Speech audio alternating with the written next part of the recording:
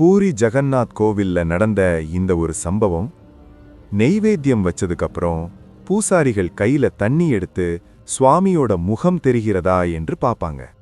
முகம் தெரிஞ்சா சுவாமி நெய்வேத்தியத்தை ஏற்றுக்கிட்டார்னு அர்த்தம்.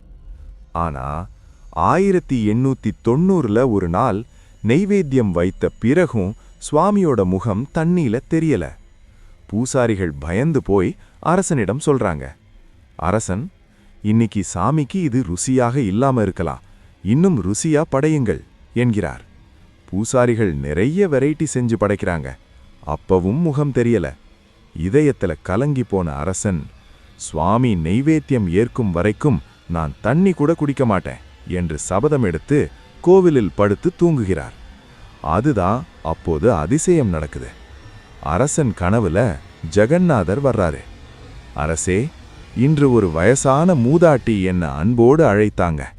அவரின் வீட்டில் சாப்பிட்டேன். அதனாலதான் இங்க நெய்வேத்தியம் ஏற்றுக்கொள்ளவில்லை. இப்போ எனக்கு பசி, நெய்வேத்தியம் வைங்க, நான் ஏற்றுக்கொள்றேன்னு சொல்றாரு. அரசன் அதிர்ச்சி கலந்த ஆனந்தத்தோடு விழித்து உடனே பூசாரிகளிடம் நெய்வேத்தியம் வைக்க சொல்றார். இந்த முறை சுவாமி முகம் தண்ணீல தெளிவா தெரிஞ்சிச்சு. ஜெய் ஜெகந்நாதா.